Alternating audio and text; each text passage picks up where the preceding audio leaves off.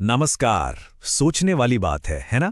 कि क्या भारत का 75 साल पुराना संविधान आज के क्लाइमेट चेंज जैसे बड़े संकट से लड़ने में हमारा गाइड बन सकता है? आज हम इसी अनोखे कनेक्शन को एक्सप्लोर करेंगे। और ये सवाल सच में बहुत जरूरी है। मतलब 1949 के सिद्धांत 21वीं शती के इस पर्यावरण संकट को कैसे हल कर सकते हैं? आइए इसकी गहराई में चलते हैं और समझते हैं। इसका जवाब शायद आपको हैरानी हो, हमारे संविधान की प्रस्तावना की इन शक्तिशाली पंक्तियों में ही छिपा है।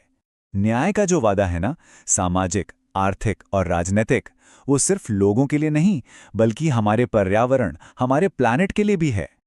तो आगे हम क्या क्या बात करने वाले हैं? पहले प्रस्तावना के वादे को समझेंगे, फिर उसके ग्रीन डीएनए को डिकोड करेंगे, फिर देखेंगे कि ये सब बातें एक्शन में कैसे बदली, दुनिया में भारत का क्या स्टैंड है, और आखिर में आगे का रास्ता क्या है। ठीक है, तो शुरू करते हैं अपने पहले सेक्शन से। देखिए, प्रस्तावना कोई इतिहास की किताब का पन्ना नहीं है।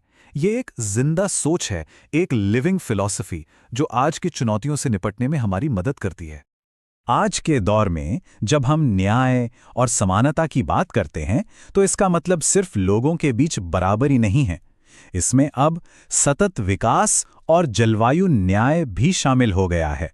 सच कहूं तो अब ये दोनों चीजें एक दूसरे से अलग हो ही नहीं सकती। तो अब आते हैं सबसे दिलचस्प हिस्से पर। चलिए, प्रस्तावना के ग्रीन डीएनए को डिकोड करते हैं। मतलब ये समझते हैं कि कैसे इसके मूल सिद्धांत एक स्थायी भविष्य की नींव रखते हैं। यहां देखिए कितना साफ कनेक्शन है। जब प्रस्तावना न्याय की बात करती है तो क्लाइमेट के संदर्भ में उसका मतलब है पारिस्थितिक संतुलन। जब समानता की बात होती है तो इसका मतलब है कि आने वाली पीढ़ियों के लिए भी संसाधन बचें। बंधुत्व का मतलब है वैश्विक जिम्मेदारी, कि हम सब इस संकट में साथ हैं। और स्वतंत्रता यानी आज़ादी, वो तो एक स्वस्थ पर्यावरण के बिना मिल ही नहीं सकती, है ना? और यहीं पर जलवायु न्याय का कॉन्सेप्ट सामने आता है। ये सिर्फ पेड़ पौधों या पर्यावरण के बारे में नहीं है, ये लोगों के बारे में है। इस बात को सुनिश्चित करने के बारे में है कि क्लाइमेट चेंज का सबसे बुरा असर सबसे कमजोर लोगों पर न पड़े, जैसे किसान या तटीय इलाकों में रहने वाले लोग। लेकिन सवाल ये उठता है कि क्या ये सब सिर्फ बड़ी बड़ी बातें हैं, या कागज के शब्दों से आगे भी कुछ है? तो आइए देखते हैं कि इस सोच को, इस विजन को कानून और पॉलिसी में कैसे उतारा गया है। इसमें हमारी न्यायपालिका ने, मतलब अदालतों ने, एक बहुत बड़ा ऐतिहासिक रोल निभाया है। एमसी मेहता केस को ही ले लीजिए।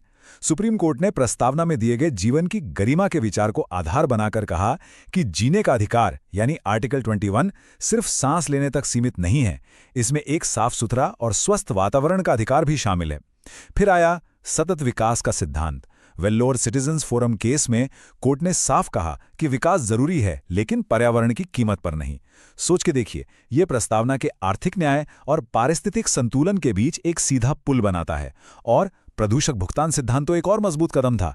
सीधा सा मतलब, जो प्रदूषण फैलाएगा वही उसकी भरपाई करेगा। यह प्रस्तावना के सामाजिक और आर्थिक न्याय के विचार को आम जिंदगी में लागू करता है। और ये सिर्फ अदालतों तक ही नहीं रुका, सरकार की नीतियों में भी यही सोच दिखती है। जैसे राष्ट्रीय जलवायु परिवर्तन कार्य योजना। ये सिर्फ एक दस्तावेज नहीं है, बल्कि पानी और खेती जैसे क्षेत्रों पर फोकस करने वाले 8 मिशनों का एक पूरा प्लान है। और ये सभी सीधे तौर पर लोगों के सामाजिक न्याय के अधिकार से जुड़े हैं। अंतर्राष्ट्रीय सौर गठबंधन में भारत की लीडरशिप प्रस्तावना के बंधुत्व के विचार को वैश्विक मंच पर ले जाती है। और जमीनी स्तर पर पीएम उज्ज्वला योजना जैसी स्कीमों को देखें। ये सिर्फ स्वच्छ ईंधन देने की स्कीम नहीं है, यह महिलाओं के स्वास्थ्य को बचाती है, उन्हें धुएं से आज़ादी दिलाती है, उनका वक्त बचाती है। ये सीधे सीधे प्रस्तावना के न्याय और स्वतंत्रता के वादे को पूरा करती है। तो ये तो हुई देश के अंदर की बात। अब आइए देखते हैं कि यही मूल्य, यही सिद्धांत वैश्विक मंच पर दुनिया के सामने भारत की स्थिति को कैसे आकार देते हैं। अंतर्राष्ट्रीय मंचों पर आप देखेंगे, भारत हमेशा से समानता और जलवायु न्याय की आवाज बुलंद करता आया है। भारत का स्टैंड क्लियर है कि विकसित देशों को जलवायु परिवर्तन से लड़ने में ज्यादा जिम्मेदारी लेनी चाहिए। और ये स्टैंड कहीं और से नहीं, बल्कि प्रस्तावना के बंधुत्व और न्याय के सिद्धांतों से ही निकलकर आता है। और ये प्रतिबद्धता सिर्फ बातों में नहीं है। 2070 तक नेट जीरो उत्सर्जन हासिल करने का जो महत्वाकांक्षी लक्ष्य है, वो इसका सबूत है। ये सिर्फ एक संख्या या साल नहीं है, ये एक वादा है, एक स्थायी भविष्य के लिए, जो हमारे संवैधानिक मूल्यों में गहराई से बसा हुआ है। तो चलिए अब आखिर में आगे के रास्ते पर नजर डालते हैं। देखिए, विजन तो बिल्कुल साफ है, लेकिन आगे की राह आसान नहीं है। उसमें चुनौतियां भी कम नहीं हैं।